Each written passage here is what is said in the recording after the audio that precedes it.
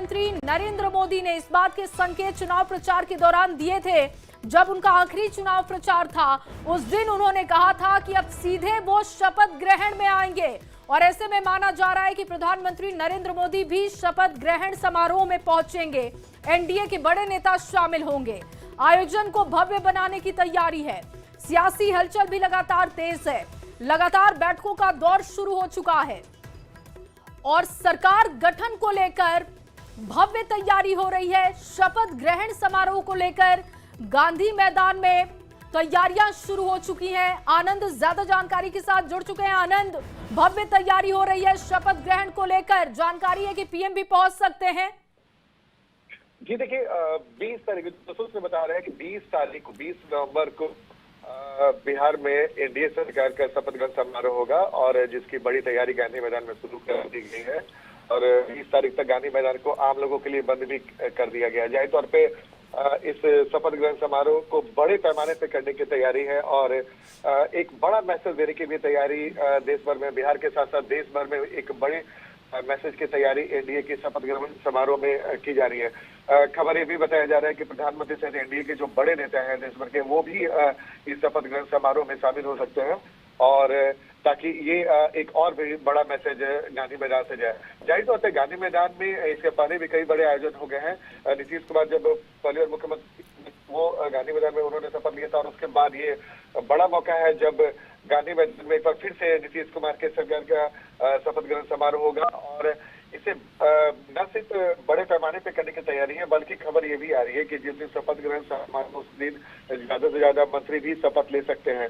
जाहिर तौर पे सरकार की जो भी एनडीए सरकार जो 20 तारीख को शपथ लेगी उसकी पूरी कोशिश है कि न सिर्फ इसको ग्रैंड शपथ ग्रहण समारोह बनाया जाए बल्कि एक ऐसा मैसेज भी दिया जाए। क्योंकि प्रधानमंत्री नरेंद्र मोदी ने भी जब जीत के बाद दिल्ली में भाषण दिया था और बीजेपी दफ्तर से उन्होंने कहा था कि बिहार से गंगा होते हुए बंगाल को पहुंचती है। तो जाहिर तौर पे मंशा साफ है एनडीए की कि बंगाल जो आने वाले साल में विधानसभा चुनाव होने वाला है वहां से भी इस शपथ ग्रहण समारोह के जरिए एक बड़ा मैसेज दिया जाए। जाहिर तौर पर एक बड़ी सफलता एनडीए को मिली है, 200 से ज्यादा सीटों पर एनडीए को सफलता मिली है। तो उसी लिहाज से एनडीए की भी कोशिश है कि एक बड़े शपथ ग्रहण समारोह की तैयारी की जाए और जिसकी तैयारी में प्रशासन भी बिल्कुल। और आनंद आपको याद होगा कि पश्चिम चंपारण के चनपटिया में जब चुनाव प्रचार कर रहे थे प्रधानमंत्री मोदी तो उन्होंने इस बात के संकेत दिए थे कि जब नतीजे आएंगे और उसके बाद आपका जनादेश आएगा तो फिर शपथ ग्रहण के दौरान वो शामिल होंगे, एक बार फिर बिहार आएंगे। जी बिल्कुल बिल्कुल। देखिए, प्रधानमंत्री ने भी इस विधानसभा चुनाव को लेकर जिस तरीके से मेहनत की है और जिस तरीके से उन्होंने कई चुनावी भाषण में बिहार के लिए गर्व जाहिर किया है और ये भी बताया कि बिहार आने वाले 5 साल में देश के विकसित राज्यों में शामिल होगा।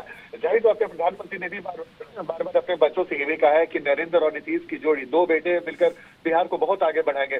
तो जब प्रधानमंत्री का लगातार बिहार पे ध्यान है तो उनकी भी कोशिश रहेगी कि बिहार को आने वाले समय में विकसित राज्यों की श्रेणी में शामिल कराओ। इसके लिए प्रधानमंत्री शपथ ग्रहण समारोह में जब शामिल होंगे तो एनडीए कार्यकर्ताओं के बीच में ही उत्साह नहीं बढ़ेगा बल्कि बिहार की जनता के लिए भी एक बड़ा मौका होगा जब प्रधानमंत्री शपथ ग्रहण समारोह में शामिल होंगे और उनकी कोशिश रहेगी कि बिहार को भी एक बड़ा मैसेज दे कि बिहार में एनडीए की सरकार बन रही है और उनकी प्राथमिकता में बिहार का विकास भी होगा। प्रधानमंत्री ने कहा भी था कि निवेशकों के लिए सबसे बेहतर मौका है बिहार में निवेश करने का। यानी कि अभी शपथ ग्रहण समारोह नहीं हुआ है लेकिन प्रधानमंत्री के बातों से साफ साफ लग रहा है कि बिहार को लेकर उनके मन में जो बातें चल रही है कि विकसित बिहार कैसे हो। इसके पहले मुख्यमंत्री नीतीश कुमार भी लगातार अपने चुनावी सभा में यही कहते रहे हैं कि अगर उन्हें इस बार भी जनता बिहार में 5 साल का मौका देती है तो बिहार देश के अव्वल 3 राज्यों में शामिल होगा विकास को लेकर।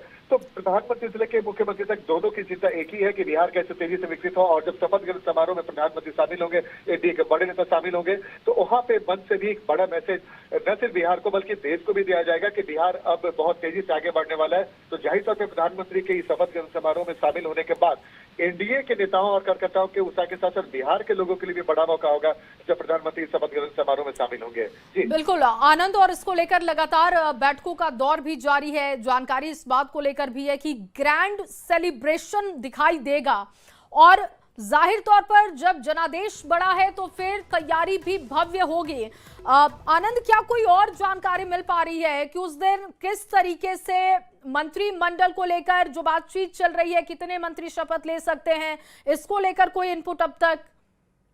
देखिए, जहां तक मेरे सूत्र बता रहे हैं कि गांधी मैदान में जब शपथ ग्रहण समारोह होगा तो पूरी कोशिश रहेगी, एनडीए सरकार की पूरी कोशिश रहेगी कि ज्यादा से ज्यादा मंत्री उस दिन शपथ ग्रहण समारोह में शामिल हो और शपथ ग्रहण में माफ कीजिएगा शपथ ले। तो जाहिर तौर पे सरकार की कोशिश रहेगी कि भाई अगर ज्यादा से ज्यादा मंत्री शपथ लेते हैं तो काम।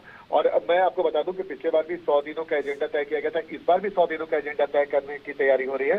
तो मकसद साफ है कि एनडीए सरकार की कोशिश है कि जिस दिन मुख्यमंत्री शपथ ले उनके साथ दोनों डिप्टी सीएम के साथ साथ मंत्री ज्यादा से ज्यादा मंत्री शपथ ले, ताकि उसी दिन से काम शुरू कर दिया जाए। और जाहिर तौर पर जब शपथ ग्रहण समारोह होता है तो उस दिन कैबिनेट की बैठक भी होती है और एजेंडा भी सेट किया जाता है आने वाले 100 दिनों या फिर 200 दिनों का। तो ये एक प्रक्रिया है, लेकिन जो हमारे सोर्स बता रहे हैं कि उस दिन एनडीए की तरफ से ज्यादा मंत्री शपथ ले सकते हैं। जी बिल्कुल। और आनंद, क्या इस बात को लेकर जानकारी है, क्योंकि शपथ ग्रहण के दौरान ऐसी तस्वीरें दिखती हैं कि अलग अलग राज्यों के सीएम भी पहुंचते हैं, जो स्टार प्रचारक हैं वो भी पहुंचते हैं, और बिहार में भी लगातार जिस तरीके से एनडीए की तरफ से स्टार प्रचारकों को उतारा गया वो भी पहुंच सकते हैं। इसको लेकर जानकारी है क्या? मैं लौटती हूँ आनंद आपके पास।